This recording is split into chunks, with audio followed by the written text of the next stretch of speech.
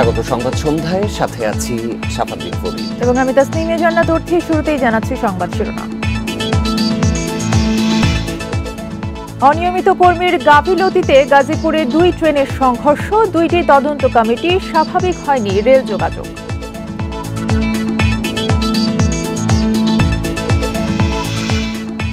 কয়েক জেলায় বৃষ্টি হলেও দক্ষিণ পশ্চিমে এখনো দাবদাহ, 25 জেলার মাধ্যমিক স্কুল কলেজ বন্ধ থাকবে আগামীকাল।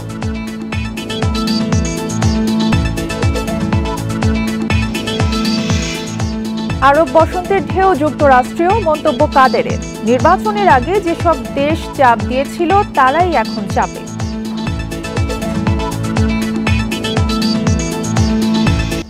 এবারে জানাবো বিস্তারিত খবর। অনিয়মিত কর্মীর গাফিলতিতেই গাজীপুরে 2 ট্রেনের মুখোমুখি সংঘর্ষ হয়েছে। জয়দেবপুরে বিদেশি অর্থায়নে রেললাইনের কাজ চলমান থাকায় সেখানে চুক্তিতে কাজ করছিলেন একজন মাস্টার ও 2 জন পয়েন্টসম্যান। 2 প্রান্তে 2টি ট্রেন আসার খবরে লাইনের পয়েন্ট মেলাতে গিয়ে ভুল করেন তারা।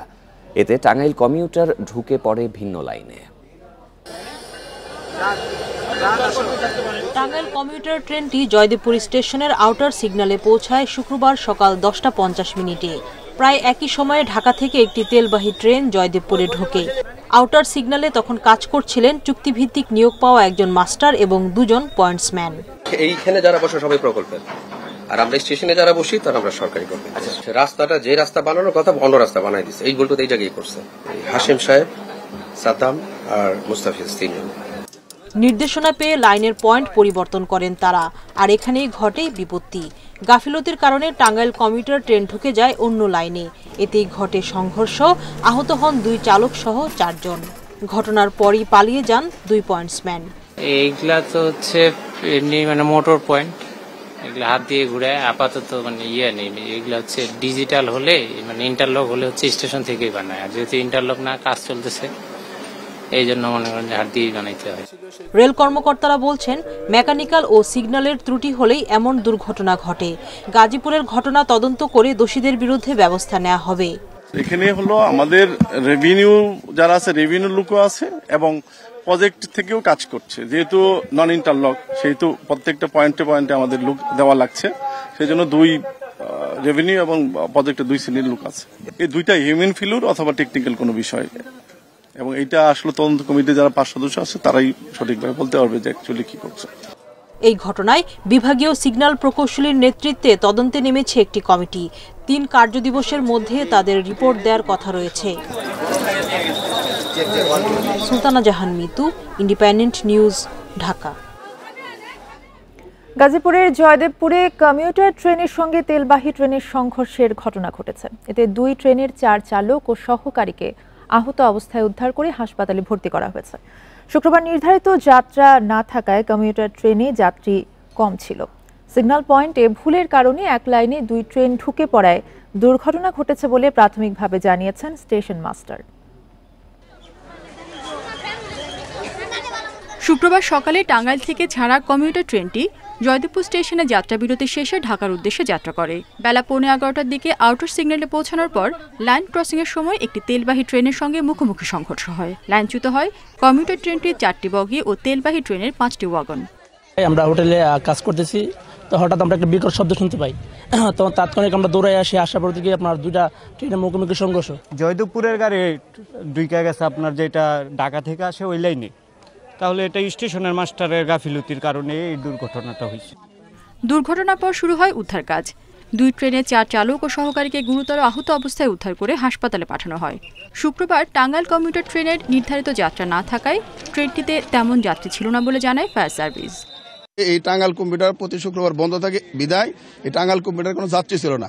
এই 2টা ট্রেনের ড্রাইভার এবং হেল্পার 4 জন আহত হয়েছে। এদেরকে উদ্ধার করে তাজউদ্দিন মেডিকেল হাসপাতালে প্রেরণ করা হয়েছে। আমরা এখনো উদ্ধার তৎপরতা আমাদের চলমান আছে। এদিকে জয়দেবপুর স্টেশন মাস্টার জানান, সিগন্যাল পয়েন্টে ভুলের কারণে এই দুর্ঘটনা ঘটে থাকতে পারে। এরই মধ্যে 3 জনকে বরখাস্ত করা হয়েছে। জিজ্ঞাসাবাদ না করা পর্যন্ত আমি বুঝতে পারতেছি না যে কি কারণে ঘটছে। পয়েন্টটা যেদিকে বানানোর কথা তার অপোজিটে পয়েন্টটা বানানো ছিল। এই ভুলটা এখন কে করছে, কিভাবে করছে, ওই তদন্ত কমিটি বিষয়টা দেখবেন। দুর্ঘটনার কারণ তদন্তে জেলা প্রশাসনের পক্ষ থেকে গঠন করা হয়েছে 3 সদস্যের কমিটি। কোনো টেকনিক্যাল সমস্যা কিনা বা কোনো গাফিলতি কারো ছিল কিনা আমাদের অতিরিক্ত জেলা ম্যাজিস্ট্রেট গাজীপুরকে প্রধান করে 3 সদস্যের একটি কমিটি আমরা গঠন করেছি। আমরা দেখছি এখন আমাদের যেহেতু রেলগাড়িটি খালি ছিল, হতাহত আমাদের সৌভাগ্য যে হতাহত কেউ ছিল নাই, এখানে শুধুমাত্র চালক এবং তার সহকারী আহত হয়েছে। দুর্ঘটনার কারণ জানতে 5 সদস্যের কমিটি গঠন করা হয়েছে রেলওয়ের পক্ষ থেকেও। Independent news. এদিকে প্রায় 2 ঘন্টা বন্ধ থাকার পর দুপুর 1:30টার দিকে ঢাকার সঙ্গে উত্তর পশ্চিমাঞ্চলের রেল যোগাযোগ চালু হয়। সম্পূর্ণ স্বাভাবিক হতে আরও কিছু সময় লাগতে পারে বলে জানিয়েছেন কমলাপুরের স্টেশন মাস্টার। গাজীপুরের জয়দেবপুরে ট্রেন দুর্ঘটনার কারণে কমলাপুর রেলওয়ে স্টেশনে শিরবিল বিপর্যয় ছিল। এতে অন্তত 10টি ট্রেনের আসা যাওয়ার সময় বিঘ্নিত হয়। রেলওয়ে কর্তৃপক্ষ জানায় বুড়িমারি এক্সপ্রেস, রংপুর এক্সপ্রেস ও অগ্নিবীণা এক্সপ্রেস এই 3টি ট্রেনের যাত্রা শুরুতে অস্বাভাবিক দেরি হয়। এতে কোনো যাত্রী ভ্রমণ বাতিল করতে চাইলে তাদের টিকিট ফেরত দেয়া হয়। এদিকে ঢাকায় আসার পথে বিভিন্ন জায়গায় আটকে ছিল Jamalpur express, Sirajganj express, Haor express, Brahmaputra express, silk city সহ অন্তত 7টি ট্রেন। এতে ভোগান্তিতে পড়তে হয় যাত্রীদের। জয়দেবপুর নাকি অ্যাক্সিডেন্ট হয়েছে, ট্রেন পড়ে গেছে ওখানে। আমাদের ট্রেন তো মনে হয় 1টায় না 1:30টায় থাকে, ওইটা বলছে 3টা অথবা 3:30। বিলম্ব হবে 3টা ট্রেন হলো। আমরা বসে আছি, আমরা সিলসিটি রাজশাহীতে যাব। জয়দেবপুরে যে ট্রেন 2 ঘন্টার মতো ট্রেন চলাচল বিলম্ব হয়েছে। এর মধ্যে ঢাকা স্টেশনে বসেছিলাম বুড়িমারি এক্সপ্রেস, রংপুর, অগ্নিবীণা, এই 3টা ট্রেন ঢাকা স্টেশনে বসেছিল। এবং যেহেতু আমরা ডিউরেশনে জানতাম না কতক্ষণ লাগে, যে কোনো অনাকাঙ্ক্ষিত ঘটলে সেক্ষেত্রে যাত্রীদের যারা যাত্রা বাতিল করতে চায় যারা ট্রেন, তাদেরকে আমরা টিকিট রিফান্ডের অপশন দিয়ে। দেশের পূর্বাঞ্চলের কয়েক জেলায় বৃষ্টি হলেও দক্ষিণ পশ্চিমাঞ্চল এখনো পড়ছে তপ্ত রোদে। বেলা বাড়ার সঙ্গে সঙ্গে বাড়তে থাকে রোদের তাপ। মানুষ স্বাভাবিকভাবে কাজকর্ম করতে পারছে না। প্রচণ্ড রোদ আর ভ্যাপসা গরমে অস্বস্তি বেড়েছে জনজীবনে। 1 মাসের বেশি সময় ধরে অনাবৃষ্টি আর তাপপ্রবাহে বিপর্যস্ত জনজীবন। এরকম পরিস্থিতি আগে কখনো দেখেনি দক্ষিণ পশ্চিমাঞ্চলের মানুষ। এরকম রোদ গরম দেখি না দেখার ধরনের এবার 1 মাস হলো খুব খরানির তাপমাত্রা বেশি। জীবন হাঁসফাঁস করছে, মানুষ কাজকর্ম করতে পারছে না। চুয়াডাঙ্গা আবহাওয়া অফিস জানায় তাপপ্রবাহ চলবে আরও 2-1 দিন। 6 থেকে 12 মের মধ্যে বৃষ্টির আভাস দিচ্ছে সংস্থাটি। চুয়াডাঙ্গায় বৃষ্টির কোনো আলামত নাই। আগামী 6 তারিখ থেকে 12 তারিখ পর্যন্ত বৃষ্টি হবে বলে আমরা আশা করছি। যশোরে টানা 1 মাস তাপমাত্রা 38 থেকে 43 ডিগ্রিতে ওঠানামা করছে। গেল সপ্তাহে সেখানে ইতিহাসে সর্বোচ্চ তাপমাত্রা ওঠে 43.8 ডিগ্রি।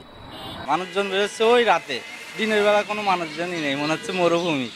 পাবনায় গত 2 সপ্তাহ ধরে 40 ডিগ্রির নিচে নামছে না তাপমাত্রা। গরম থেকে রক্ষা পেতে দিনের বেলায় গাছের ছায়াতলে বিশ্রাম নিচ্ছে অনেকেই। আমরা কাজ করতে পারতেছি না, গরম, মানুষজন সব বসে রয়েছে। রাজশাহীতেও চলছে তীব্র তাপপ্রবাহ। তাপমাত্রার পারদ থাকছে 40 ডিগ্রির উপরে। দুপুর না হতেই রাস্তাঘাট হয়ে পড়ছে জনশূন্য। আবহাওয়া অফিস বলছে 2-3 দিনের মধ্যে বৃষ্টির সম্ভাবনা থাকলেও তাপমাত্রার খুব একটা হেরফের হবে না। কয়েকদিন থেকে একটানা তীব্র থেকে অতি তীব্র তাপপ্রবাহে রূপ নিচ্ছে। আগামী 2-3 তারিখের পর থেকে দেশের বিভিন্ন জায়গায় বৃষ্টি হওয়ার সম্ভাবনা রয়েছে।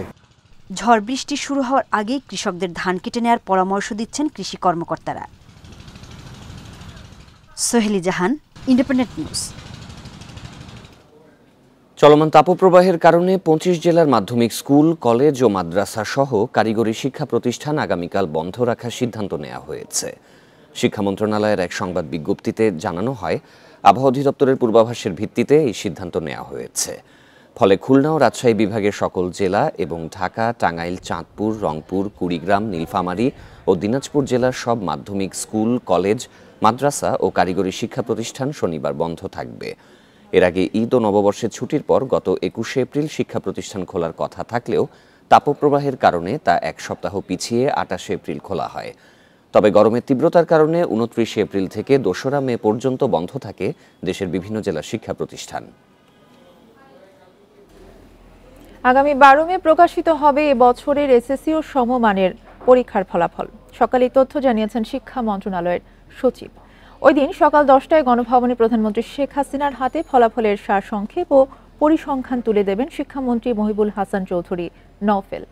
এ সময় তার সাথে থাকবেন 9টি শিক্ষা বোর্ডের চেয়ারম্যানরা। এর পরপরই মোবাইলে SMS এবং ওয়েবসাইট থেকে ফলাফল সংগ্রহ করতে পারবেন শিক্ষার্থীরা। গত 15 ফেব্রুয়ারি এসএসসি ও সমমান পরীক্ষা শুরু হয়। সারা দেশের 3,700টি কেন্দ্রে 29,735 শিক্ষা প্রতিষ্ঠানের শিক্ষার্থীরা পরীক্ষায় অংশ নেয়। এবছর মোট পরীক্ষার্থী ছিল 20,24,192 জন।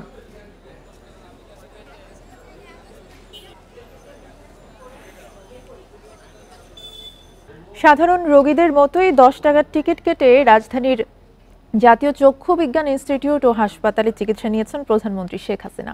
সকাল 10টার দিকে টিকিট কেটে তিনি চোখ পরীক্ষা করান। প্রধানমন্ত্রীর সহকারী প্রেস সচিব ABM সারওয়ার আলম সরকার এই তথ্য নিশ্চিত করেন। এ সময় প্রধানমন্ত্রীর সঙ্গে ছিলেন সাবেক স্বাস্থ্য উপদেষ্টা ডাক্তার সৈয়দ মোদাসসির আলী, জাতীয় চক্ষু বিজ্ঞান ইনস্টিটিউট ও হাসপাতালের পরিচালক অধ্যাপক ডাক্তার গোলাম মোস্তফা, বঙ্গবন্ধু শেখ মুজিব মেডিকেল বিশ্ববিদ্যালয়ের উপাচার্য অধ্যাপক ডাক্তার দীন মোহাম্মদ নুরুল হক। সরকারি হাসপাতালে গিয়ে প্রধানমন্ত্রী লাইনে দাঁড়িয়ে টিকিট কেটে চিকিৎসা নেয়ার এই ঘটনা দেখে উপস্থিত অনেকেই উচ্ছ্বাস ও আনন্দ প্রকাশ করেন। এই হাসপাতালে নিয়মিতই চোখের চিকিৎসা নেন প্রধানমন্ত্রী শেখ হাসিনা।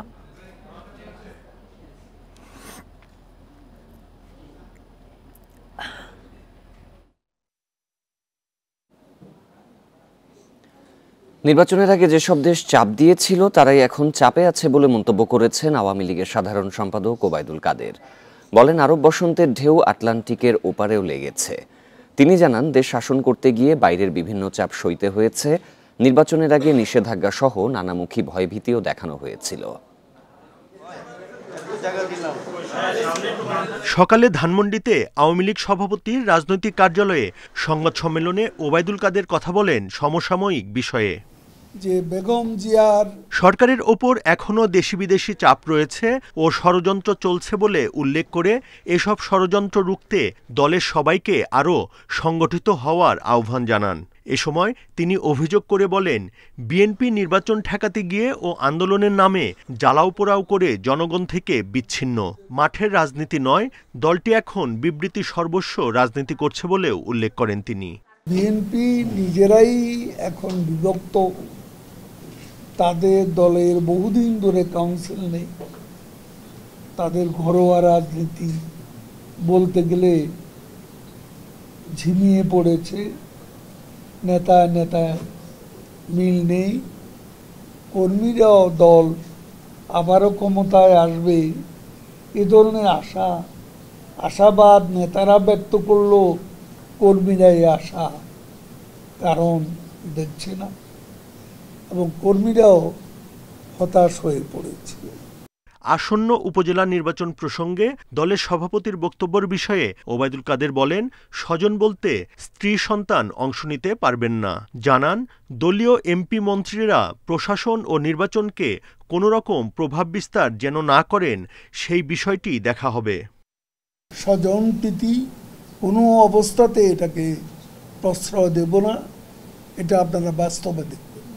পার্টি থেকে আমরা সর্বতভাবে চেষ্টা করছি যাতে সহিংসতা, মারামারি এসব বিষয়গুলো পরিহার করা। আওয়ামী লীগের ৭৫ বছর পূর্তি উপলক্ষে কেন্দ্র থেকে ওয়ার্ড এমনকি ইউনিয়ন পর্যায়েও ব্যাপক কর্মসূচি নেওয়া হবে বলেও জানান দলের সাধারণ সম্পাদক। প্রধানমন্ত্রী শেখ হাসিনা বুদ্ধদেব কুণ্ডু, ইন্ডিপেন্ডেন্ট নিউজ, ঢাকা।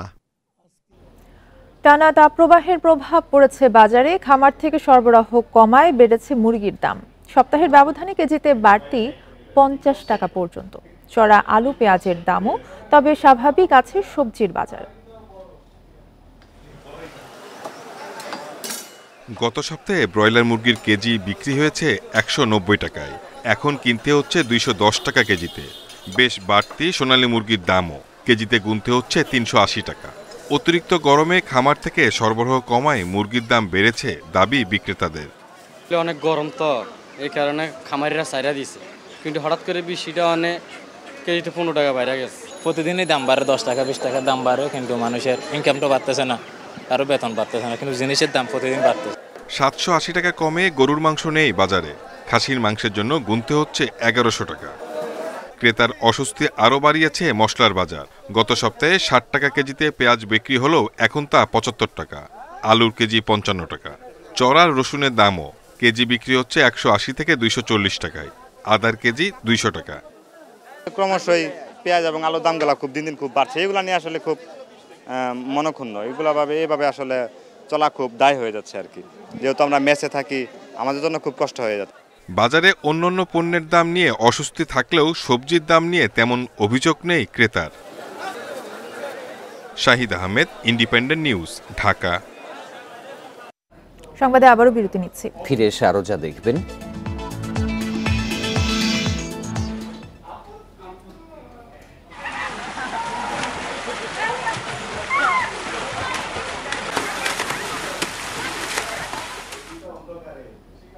এপ্রিলে কমেছে রপ্তানি আয়। এ সময় পণ্য রপ্তানি করে আয় $392 কোটি কম। এর আগে টানা 4 মাস রপ্তানি আয় ছিল $500 কোটি ঘরে। মূলত পোশাক রপ্তানি কমায় কমেছে আয়। সংশ্লিষ্টরা বলছেন, ঈদের ছুটির কারণে ক্রয়াদেশ কম থাকায় আয় কম হয়েছে। এপ্রিলে রপ্তানি খাতে প্রবৃদ্ধি নেতিবাচক ধারায় নেমে এসেছে। প্রবৃদ্ধি 1% মতো ঋণাত্মক। তবে একক মাস হিসেবে ঋণাত্মক হলেও জুলাই থেকে এপ্রিল পর্যন্ত 10 মাসে রপ্তানি বেড়েছে 3.93%। এ সময় মোট $4,568 কোটি পণ্য রপ্তানি হয়, যদিও সার্বিক হিসেবে লক্ষ্যমাত্রা অর্জন হয়নি। তৈরি পোশাক খাতের রপ্তানি কমে যাওয়ায় আয়ও কমেছে। ইপিবির তথ্য অনুযায়ী গত মাসে $329 কোটি পোশাক রপ্তানি হয়েছে, যা 6 মাসের মধ্যে সর্বনিম্ন। নভেম্বর থেকে প্রতি মাসেই $400 কোটি বেশি পোশাক রপ্তানি হয়। ব্যবসায়ীরা বলছেন, ঈদের ছুটির কারণে গত মাসে কম বেশি 10 দিন বন্ধ ছিল বেশিরভাগ কারখানা। সে কারণে তৈরি পোশাকের রপ্তানি কম হয়েছে। বছরের দুটো সময় আমাদের রপ্তানিটা ওই for that time being affected হয়। ঈদের মাসটাতে আমাদের ওয়ার্কিং ডেজ কমের কারণে কিছু জটলা পাকে, আবার সেটা পরের মাসে কিন্তু সেটা কিছুটা বাড়তি রপ্তানি হয়, বিকজ অফ ওই সময়ের কম যে শিপমেন্ট গুলো থাকে সেগুলো পরের মাসে একটু ক্লিয়ার হয়ে যায়। অর্থনীতিবিদরা বলছেন, এই সংকট সাময়িক, তবে পরবর্তী সময়ে রপ্তানি যেন আবারও 500 কোটির ঘরে যায় সেজন্য এখনই প্রস্তুতি নিতে হবে। এটিকে আমি খুব বেশি অতিমাত্রায় শঙ্কিত হব না এই পর্যায়ে, তবে কশাসলি দেখতে হবে যে আগামী মাসে এটা স্ট্রংলি রিবাউন্ড করে আবার 5-এর কাছাকাছি যায় কিনা, সেটা আপনাকে দেখতে হবে। এদিকে পণ্য রপ্তানিতে দ্বিতীয় শীর্ষ খাত চামড়া ও চামড়াজাত পণ্যের রপ্তানি প্রবৃদ্ধি এখনও নেতিবাচক ধারায় রয়েছে। চলতি অর্থবছরের প্রথম 10 মাসে রপ্তানি হয়েছে $87 কোটি পণ্য, যা গত অর্থবছরের একই সময় তুলনায় 13.32% কম। ইফাতারা, ইন্ডিপেন্ডেন্ট নিউজ। সিরাজগঞ্জের কামারখন্দে চাল কলে ধান সিদ্ধ করার সময়ে বয়লার বিস্ফোরণে এক শ্রমিকের মৃত্যু হয়েছে। এ ঘটনায় আহত হয়েছেন আরও 2 শ্রমিক। সকালে উপজেলার জামতৈল পশ্চিম পাড়ায় আজাহার আলীর অটো চাল কারখানায় এই দুর্ঘটনা ঘটে। স্থানীয়রা জানায়, ধান সিদ্ধ করার এক পর্যায়ে বিকট শব্দে বয়লার বিস্ফোরণ হয়। এতে 3 জন আহত হন। গুরুতর অবস্থায় শ্রমিক ফজল আলীকে ঢাকা মেডিকেল কলেজ হাসপাতালে ভর্তি করা হয়, সেখানেই তার মৃত্যু হয়।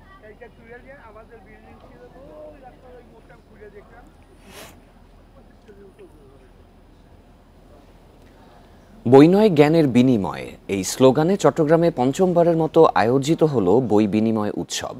নগরীর জামাল খান মোড়ে ফেইল্ড ক্যামেরা স্টোরিজ নামের সংগঠনের উদ্যোগে আয়োজন করা হয় দিনব্যাপী এই উৎসব, যেখানে বইয়ের বিনিময়ে নতুন বই সংগ্রহে মেতেছিলেন নানা বয়সী মানুষ।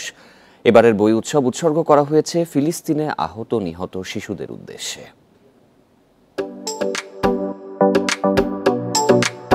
নগরীর জামাল খান মোড় ব্যস্ততম সড়কের দুপাশের ফুটপাতে 11টি টেবিলে সারিবদ্ধভাবে রাখা হয়েছে নানা ধরনের বই।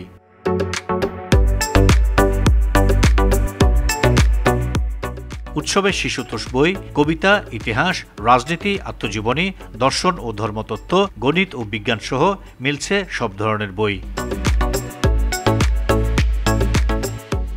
নির্দিষ্ট টেবিলে নাম নিবন্ধন করে নিজের কাছে থাকা বইটির বিনিময়ে পছন্দের নতুন বই সংগ্রহ করছেন উৎসবে আসা ছোট বড় নানা বয়সী পাঠক। তাদের সহায়তা করছেন আয়োজক কমিটির লোকজন। একটা বই তো আমরা কিনি, ওটাই পড়ি। এখন এরপরে এই বইটা তো পড়তে ইচ্ছে করে, তো ওইটা দিয়ে আমরা অন্য একটা বই নিতে পারছি, ওটা পড়ছি। 3টা বই চেঞ্জ করেছি এবং 3টা বই নতুন, খুবই সুন্দর সুন্দর, এবং আমার খুবই ভালো লেগেছে। অতীতে একদিনে 30,000 বই বিনিময়ের নজির আছে এই সংগঠনের। এবার গরমের কারণে উপস্থিতি কিছুটা কম, তবুও অন্তত 25,000 বই বিনিময় হবে বলে ধারণা সংশ্লিষ্টদের।